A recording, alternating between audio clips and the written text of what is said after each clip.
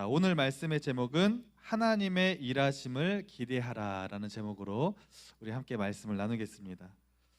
여러분, 우리가 인생을 살다 보면 참 다양한 부분에서 기대를 참 많이 하는 것 같습니다. 요즘 한참 열기가 뜨거운 도쿄 올림픽이 이제 오늘로써 이제 폐막을 하게 되죠. 오늘 아침에 마라톤 했었고 지금 뭐 여자 배구 또 하고 있는 걸로 알고 있는데 각자 나라마다 이 올림픽 때 기대하는 메달이 있습니다. 선수들도 자기가 열심히 운동을 해서 내가 메달을 따고자 하는 그런 기대하는 마음이 있죠. 우리나라도 이번에 올림픽이 시작하기 전에 이번에는 조금 어려움이 있을 거라고 다들 예상을 했지만 그래도 10위권 안에는 들지 않겠냐 그렇게 예상을 하고 기대를 했는데 생각보다 여러 종목에서 부진해가지고 오늘 보니까 종합 15위더라고요. 그래서 좀 안타까운 성적을 거두고 말았습니다. 학생들은 공부를 잘해서 좋은 대학에 진학하기를 좀 기대를 하고 또 청년들은 좋은 직장에 취업하기를 또 기대를 합니다. 부모님은요, 자녀들이 건강하게 잘 자라서 성공하는 인생을 살기를 또 기대합니다. 이처럼 누구나 우리는요, 어떤 것이든지 기대를 하면서 살아가고 있어요. 여러분은 요즘에 어떤 걸 기대하며 지금 살아가고 계십니까? 심지어 여러분 동물도 기대합니다. 저는 집에 강아지를 한 마리 키워요. 근데 저희 집 강아지가 가장 좋아하는 게 하나 있어요. 뭘까요? 가장 좋아하는 게 있는데 먹는 것보다 더 좋아하는 게 있어요. 뭐냐면 산책 가는 걸 그렇게 좋아해요. 그래서 얼마나 똑똑한지 아침에 제가 어떤 옷을 입느냐에 따라서 얘가 판단을 합니다. 제가 출근할 때 양복을 입으면 그냥 가만히 있어요. 그런데 쉬는 날 다른 옷을 입는다. 벌써 흥분해요. 산책 나가는구나. 목줄을 저쪽에 놔뒀는데 제가 이렇게 같이 있다가 목줄 한번 딱 쳐다보면은 산책 가는 줄 알고 막 흥분해서 저한테 달려옵니다. 이렇게 강아지들도 기대한다는 거죠. 이처럼 누구나 우리가 무엇인가를 기대하며 살고 있고 기대한다는 것은요, 참 좋은 일입니다. 기대가 크면 실망도 크다는 얘기도 있지만 그래도 기대하는 것이 장점이 훨씬 더 많습니다. 그래서 기대할 때 먼저 우리의 삶에 힘과 활력소가 생깁니다. 그리고 기대할 때 포기하지 않고 끝까지 인내할 수 있는 힘도 생기게 되는 것이죠. 여러분, 미국의 헨리 포드 다 아시죠? 자동차 왕이라고 하는 헨리 포드가 어렸을 때 어머니가 갑자기 병세가 위독해지셨어요. 그래서 헨리 포드가 너무나 안타까워서 말을 타고 의사가 있는 곳을 막 달려가기 시작합니다. 그런데 생각보다 말이 느린 거예요. 빨리 어머니 지금 위독해가지고 빨리 의사를 데리고 어머니에게 모시고 가서 진찰을 받아야 되는데 말이 너무 느린 것입니다. 그리고 결국에는 의사를 모시고 말을 태워가지고 어머니께 딱 도착했지만 그때는 이미 어머니가 세상을 떠나고 말으셨어요. 너무나 큰 슬픔 속에 있던 이 헨리 포드가 너무 슬픔에 빠져 있다가 한 가지 결단을 합니다. 그래, 내가 반드시 말보다 빠른 것을 만들겠다. 이렇게 결심하고 그 소원을 품고 기대하면서 열심히 노력합니다. 그리고 결국 포드가 자동차를 만들게 되었고 세계적인 재벌이 되었다고 하는 것입니다. 이처럼 여러분, 목표를 정하고 또 그것이 이루어질 것을 기대하며 열심히 살다 보면 놀라운 기적도 우리 삶에 나타난다고 하는 것입니다. 특별히 우리 그리스도인들은 무엇을 기대해야 될까요? 우리는요, 하나님을 향한 기대를 가져야 됩니다. 아멘? 네, 아멘. 여러분, 그냥 우리가 신앙생활할 때 하나님 그냥 알아서 하시겠지, 하나님이 알아서 내가 신앙생활하면 축복해 주시겠지라고 하는 막연한 생각을 가지고 신앙생활하는 사람과요, 그래, 하나님이 나를 통해 놀라운 일을 이루어 가실 거야, 이렇게 기대하면서 신앙생활하는 사람과는요 천지 차이입니다.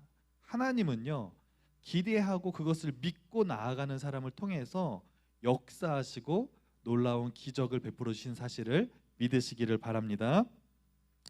실제로 성경에는요, 정말 하나님을 향한 기대를 가지고 그렇게 나아갔던 사람들이 하나님의 놀라운 은혜를 체험했던 것을 우리가 많이 볼 수 있습니다. 그래서 오늘은 야곱과 요셉의 이야기를 통해서 우리가 어떻게 하나님 앞에 기대하는 삶을 살아야 될까 함께 말씀을 나누기를 원합니다. 여러분, 우리가 지난 시간에 이제 야곱의 가정에 대해서 말씀을 나눴는데, 야곱이 가정이 세겜에서 아들들이 남자들을 다 죽이고 큰 위기를 맞았다 그랬죠. 막막한 상황. 다시 외삼촌 집으로 갈 수도 없고 또 이곳에 살 수도 없는 그런 막막한 상황에서 도저히 어찌할 수 없는 상황에 하나님께서 먼저 야곱을 찾아오셔서 야곱에게 베델로 올라가라 이렇게 말씀하셨다고 했어요. 그때 야곱이 무엇을 버리고 베델로 갔다 그랬죠? 우상을 버리고 베델로 가서 하나님께 예배를 드렸다고 말씀을 드렸습니다. 그런 야곱의 믿음을 보시고 하나님이 야곱의 가정을 축복하시기 시작하십니다. 그리고 이제 오늘은 요셉이 이제 등장하는 내용이에요. 근데 여러분, 야곱과 요셉의 공통점이 하나 있습니다. 뭘까요? 야곱과 요셉의 공통점. 야곱의 아들이 요셉이에요. 요셉은 11번째 아들이죠. 근데 둘의 공통점이 뭐냐면 하나님께 놀라운 축복을 받았다는 거예요. 그런데 가만히 보면 야곱이나 요셉이나 하나님께 축복받을 만한 사람은 아니었어요. 그런데 정말 상상을 초월할 수 없는 너무나 큰 축복을 이 둘 다 받게 됩니다. 먼저 야곱은요, 인간적으로 훌륭한 사람이 아니었습니다. 야곱은, 여러분 야곱 다 잘 아시잖아요. 야곱은 뭐 하는 사람이었어요? 어렸을 때부터 형한테 막 사기치고 거짓말하고 속이고 기회주의자, 한마디로 도덕적인 사람이 아니었습니다. 누가 봐도 야곱은 존경받을 만한 사람이 아니에요. 그런데 야곱은요, 하나님으로부터 상상을 초월할 수 없는 너무나 큰 축복을 받게 됩니다. 또 요셉도 마찬가지예요. 여러분, 요셉이 형들하고 비교하면요, 요셉이 어린 시절 형들하고 비교하면 형들은요, 체격도 건장하고 일도 잘하고 인간적인 모습으로 봤을 때는 형들이 훨씬 낫습니다. 요셉은 사실은 딱 보면은 별 볼 일 없어요. 그런데 형들보다 훨씬 더 비교하면 부족해 보이는 요셉이 야곱의 아들들 중에 가장 큰 축복을 받게 됩니다. 그 이유가 뭘까요? 야곱이나 요셉이나 하나님께 축복받을 만한 것이 별로 없는데 가장 큰 축복을 받았던 이유가 있습니다. 그것이 바로 오늘 말씀의 제목과 일치하는데, 여러분, 야곱과 요셉은요, 한 가지 큰 장점이 있었는데 뭐냐면 하나님이 자신을 통해 일하실 것을 기대하는 사람이었다는 것입니다. 하나님이 하실 일을 기대했더니 하나님이 정말로 그 사람들을 통해서 놀랍게 역사하셨다는 거예요. 그래서 오늘 말씀을 통해서 하나님이 어떻게 일하시는지 우리가 함께 말씀을 나누겠습니다. 먼저 오늘 본문, 오늘 창세기 37장을 우리가 말씀을 나눌 텐데 37장 2절 말씀 우리 함께 읽겠습니다. 시작. 야곱의 족보는 이러하니라. 요셉이 17세의 소년으로서 그의 형들과 함께 양을 칠 때에 그의 아버지의 아내들 비라와 실바의 아들들과 더불어 함께 있었더니 그가 그들의 잘못을 아버지에게 말하더라. 아멘. 자, 오늘 2절 말씀에 야곱이 몇 살이라고 나오고 있어요? 야곱의 나이가 17세입니다. 그리고 아버지 야곱의 나이는요, 무려 108살이었습니다. 나이 차이가 엄청나죠. 요셉의 나이는 17세, 아버지는 108살. 여러분, 지금 17살이면은 몇 학년이에요? 세진이가 17살이죠. 몇 학년이죠? 고1? 네. 고등학교 1학년이에요, 여러분. 요셉이 고등학교 1학년 때 있었던 일이에요. 근데 지금은 고등학교 1학년이면 그냥 학생이잖아요. 근데 그 당시에 17살이면요 성인 대우를 받았습니다. 그래서 성인인 거예요, 성인. 근데 요셉은 성인이 되는 나이임에도 불구하고 요셉의 가정에서는, 특별히 형들에게서는 성인 대우를 못 받고 늘 무시를 당했습니다. 왜냐하면 요셉은 17살인데 형들의 나이는 20대 중후반이에요. 일단 나이 차이가 굉장히 많이 납니다. 위에 10명의 형들, 거의 막내였습니다. 근데 막내는 아니죠. 동생이 한 명 있는데 동생이 누구예요? 할명제 동생 누구예요? 벤자민? 아, 베냐민. 예, 베냐민이라고 얘기했죠. 베냐민이죠. 근데 여러분, 지금 요셉이 17살에 막내 취급을 받는데 더 막내가 있는데, 베냐민은요 그 당시 갓난애기였어요. 그러니까 아기니까 실제적으로는 요셉이 지금 막내입니다. 근데 요셉이 형들에게 무시당하는 이유가 있었어요. 나이 차이도 있었지만 오늘 말씀해 보니까 그가 그들의 잘못을 아버지에게 말하더라, 이렇게 말하고 있어요. 그러니까 요셉은요 자기에게 일어나는 모든 일들을 아버지에게 다 말했어요. 형들에게 일어난 일들도 다 말했어요. 그리고 특별히 아버지는 요셉을 굉장히 편애했습니다. 야곱이 가장 사랑했던 아내가 누구예요? 레아예요, 라헬이에요? 라헬이죠. 그런데 여러분, 베델에서 예배를 딱 드리고 난 다음에 라헬이 죽게 돼요. 그래서 야곱이 아주 큰 슬픔에 빠집니다. 그래서 야곱이 사실은 라헬을 굉장히 의지하고 라헬을 사랑했는데, 자기가 정말 사랑하는 아내가 죽으니까 그 다음에 누굴 사랑하겠어요? 라헬이 낳은 아들 야곱을 더 특별히 사랑하는 거예요. 더 특별히 사랑하고 야곱을 의지하게 되는 것입니다. 그러니까 아버지가 다른 아들들은 별로 사랑하지도 않고 요셉만 사랑하니까, 얼마나 사랑하냐면 그 당시에 왕들이 입는 채색 옷을 입혀서 야곱만 입혔다니까요. 여러분, 형제들 중에 누구 한 명만, 나는 막 이상한 옷 주고 다른 형제 한 사람만 막 좋은 명품 옷 주면 기분 어때요? 기분 진짜 싫죠. 엄마 아빠 왜 나한테만 이런 옷 줘요? 나도 그 옷 사줘요. 이럴 거 아니에요? 불공평하다고 생각하겠죠. 근데 아버지가요 유난히 요셉을 편애하니까 형들이 요셉을 굉장히 미워했다는 것입니다. 그리고 그런 상황 속에서 형들이 요셉을 향한 미움이 아주 극도로 폭발하는 사건이 하나가 일어납니다. 뭐냐면, 어느 날 요셉이 17살 되던 해에 어느 날 요셉이 밤에 꿈을 꾸게 돼요. 다 아시죠? 자, 아침에 형들 다 자고 있는데, 아버지도 자고 있는데 요셉이 아침에 일찍 일어나서 막 형들을 깨우는 거예요. 형들 일어나 보세요. 아버지 일어나 보세요. 제가 꿈을 꿨어요. 이러면서 막 난리를 치는 것입니다. 그러면서 자기가 오늘 밤에 꿨던 꿈을 형들과 아버지를 딱 앉혀놓고 얘기하는 거예요. 근데 어떤 꿈을 얘기하냐? 형들의 곡식단이 자기의 곡식단에게 절을 한 얘기, 또 하나는 해와 달과 별들이 자기에게 절을 한 얘기, 이 얘기를 하는 거예요. 그러니까 형들 입장에서는 그 꿈 얘기를 들으면 기분이 좋겠어요, 안 좋겠어요? 가뜩이나 아침부터 깨워가지고 피곤한데 난리 법석을 치고, 가뜩이나 밉상인데 아버지한테 고자질하는 존재인데 편애하는데 꿈 얘기까지 이상한, 막 자기한테 뭐 절을 한다는 얘기를 들으니까 너무너무 열받고 기분이 나쁜 거예요.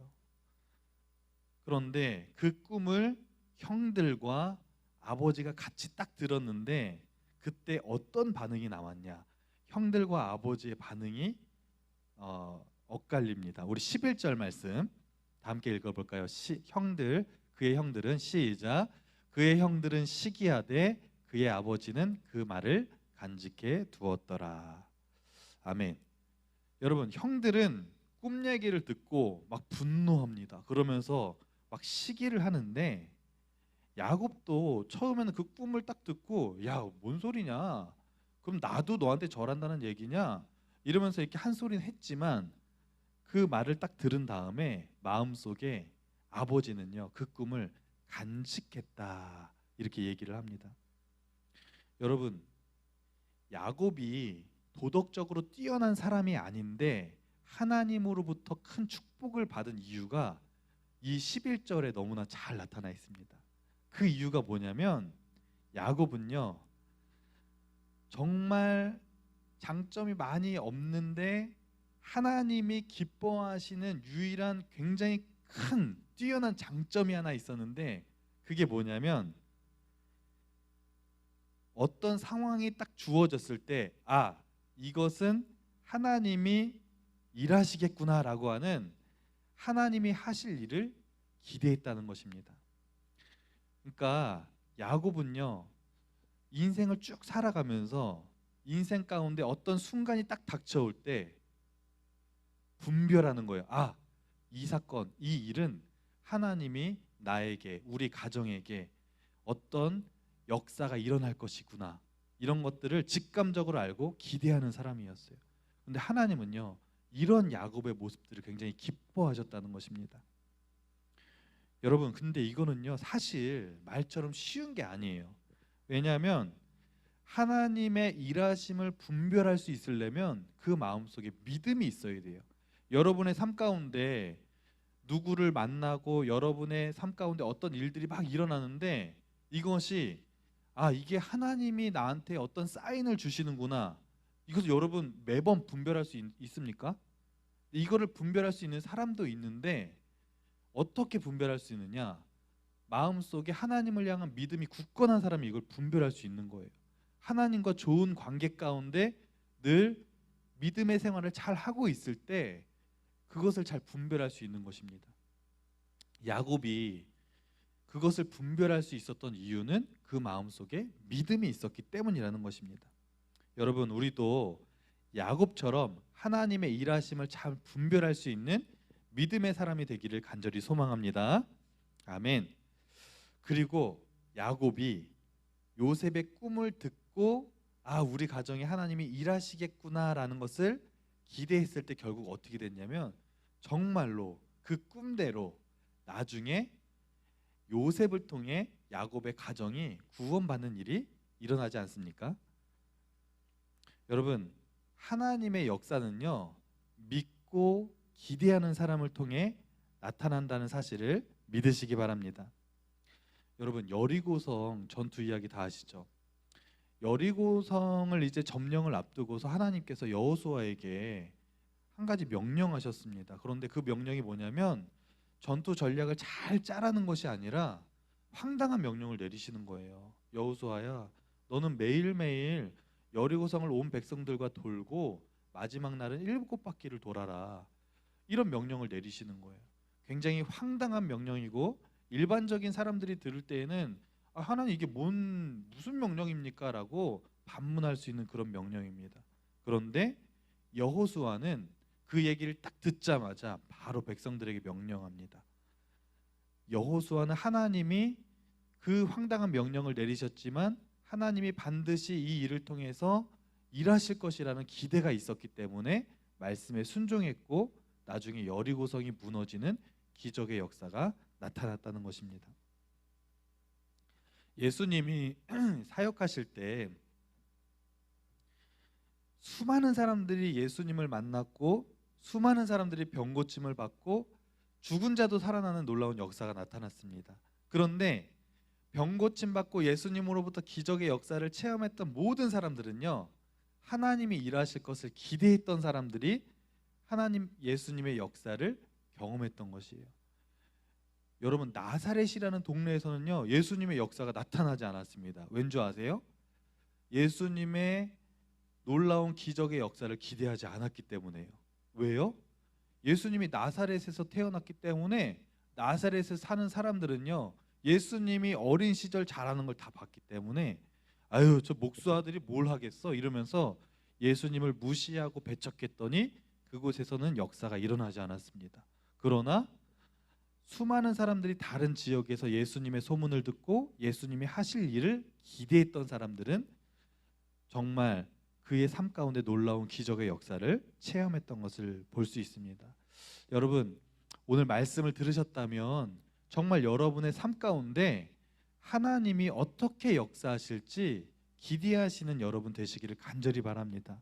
여러분이 이번 한 주간을 살아가실 때 그냥 되는 대로 살아가시는 것이 아니라, 그래, 하나님이 이번 한 주간 내가 어떤 사람을 만나게 해주시고 나에게 어떤 일이 벌어질지, 내가 어떤 어려운 상황에 있을지라도 그 상황들을 통해서 하나님이 나를 통해 일하실 거야, 이런 기대하는 마음을 가지고 여러분 살아간다면 하나님 분명 여러분을 통해서 놀랍게 역사하실 줄로 믿습니다.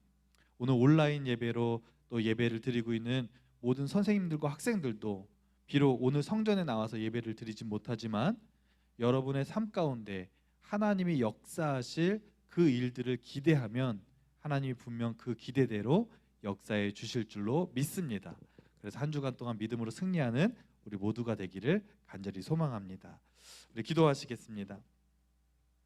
하나님, 야곱이 하나님이 하실 일들을 기대하며 그렇게 살았더니 정말로 야곱의 삶을 축복하셨던 것처럼 우리도 늘 하나님이 우리를 통해서 역사하실 그 일들을 기대하며 나아갈 수 있도록 인도하여 주옵소서.